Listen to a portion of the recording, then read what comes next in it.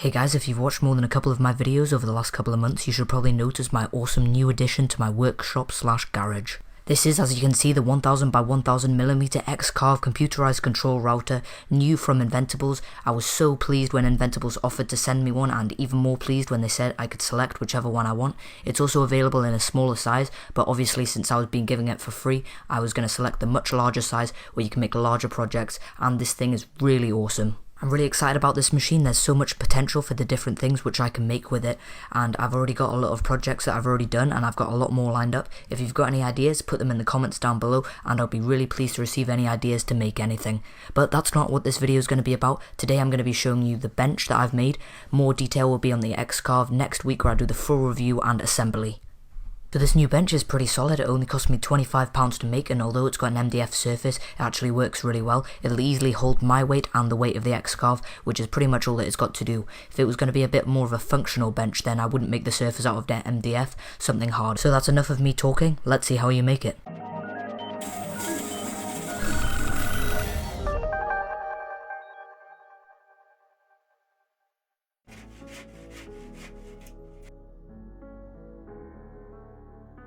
One side of the table is going to rest up against this beam, so instead of making a leg, I'm just going to make a cross brace out of this piece of wood, which is going to go across like this.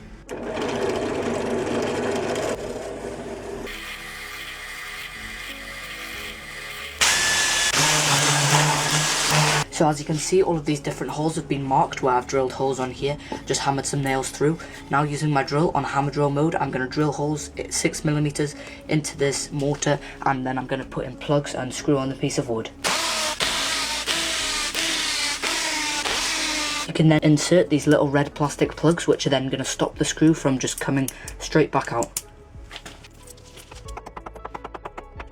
You can then use a drill with a screwdriver bit to drive the screws into the plugs in the wall. So now this beam is absolutely solid, and according to the spirit level, it's also completely flat. I don't want my bench to be this entire square, so I'm going to cut out this corner, and to do that I'm going to be using a jigsaw and a drill so that I can do the corner.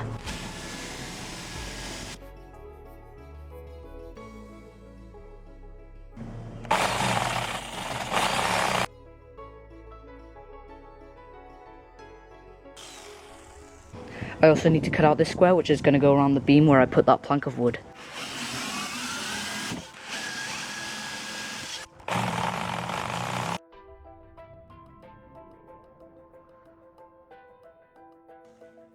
So this is what the work area is going to look like once it's done. Over here, as you can see, this is 1m by 1m squared easily, so that will easily fit my X-Carve onto it. Then this will be extra space here, and below is my router table, which I'll just be able to slide out like that when I want to use it, since I'm not going to be able to use it that often, considering I'm going to have a computer guided router, which is going to be much better. At the moment it's resting all on that one support over there and just on the edge of this corner here. So what I'm going to do is I'm going to cut off a piece of wood there so that it goes level with this bench here, so that they're all the same height. Then it will rest on another piece of wood there. There'll still be enough room to that to slide out, and then I'll use the 2x4 pine strip wood down here to support all of the corners, and I'll have an extra leg on this corner, one at the back there and one in the middle there, so that it'll be really strong.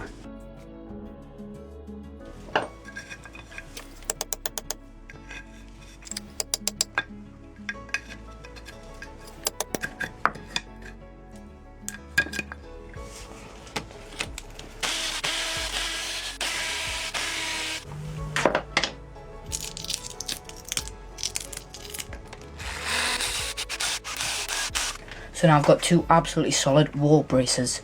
So now it's time to build some of the cross bracing, which is going to act to help stabilise the bench. And I'm just going to be using these long planks of strip pine wood, which I bought from a local hardware store, and that is exactly what they measure to.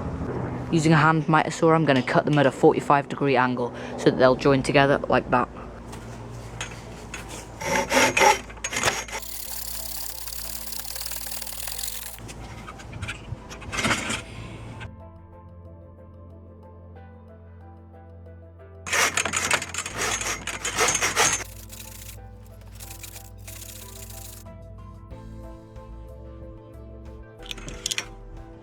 So this is what all of the different bracings look like once I've made them.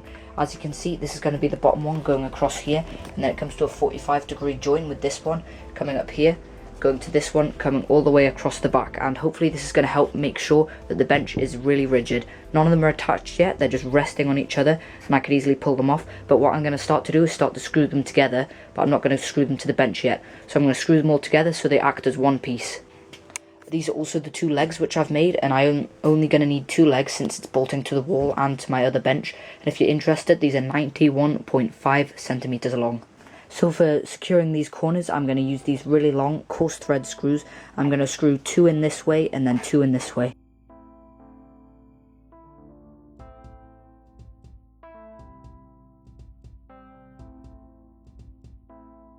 So this is what that joint looks like once it's done, and as you can see, it's really solid. Both of the pieces are held firmly in place, and it's at an exact right angle, and it's also really flat since I clamped it to the piece of MDF. So now all of these different bits of cross bracings are all joined together, and you can pick them all up as one. It's time to attach the legs onto the bracing support frame, and again I'm just going to be doing that using long screws. So this is what the frame looks like once I've attached the legs. As you can see, there's a leg right there, and there's a leg just down here as well. It doesn't quite look straight at the moment because over there it's not supported, so it's sort of bending down, but I'm going to bolt that into the wall and it'll be secure. Same there, and then also once the workstation top goes on here, I'll also bolt it into this bench here, which is absolutely solid. As you can see, it's just a couple of millimeters higher than my router table, so that when I want to use my router table, I can just slide it all the way out to over here where I'm standing, and then I'll be able to use it, and then I can push it back under and the bench will cover it.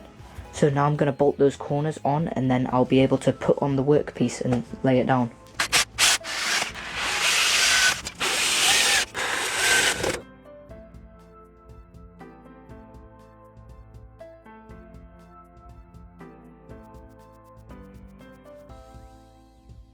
So now using bolts into the wall, as you can see, I've bolted both of these legs onto the walls, and now it's completely solid. There's only a tiny bit of rocking in it, and that will be solved once I bolt it to the bench over here with this thing that I've put down here.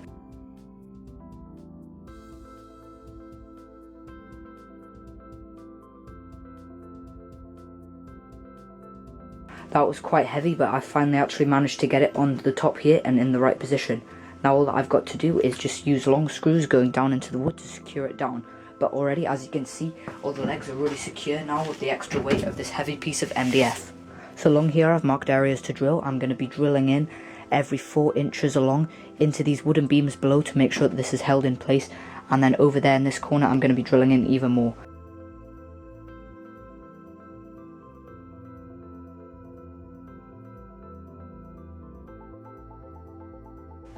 So this is what the bench looks like once I've put in all of the screws. As you can see, I've put in screws all the way up here, all the way along here, and all the way along all of the edges going into the brackets. I've also put some screws along the back, not as many as at the front, but still some along the back and some going into the feet over there. And I've also bolted it to the bench over here, and as you can see, the whole thing is completely solid. No matter how hard I try, I'm not going to move it, and I can completely sit on the bench with all of my weight and it doesn't move at all.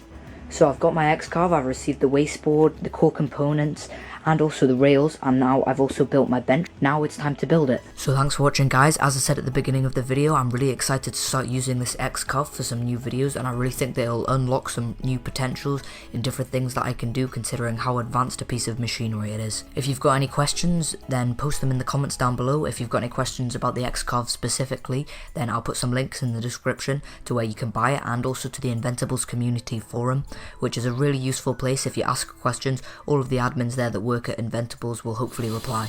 Also, as always, if you've got any more ideas for future projects that you think that I could make, I've already got plans to mill out an entire crossbow on the much larger work surface, hopefully even some strong aluminium crossbows and things like that I could make, then please post them in the comments section down below.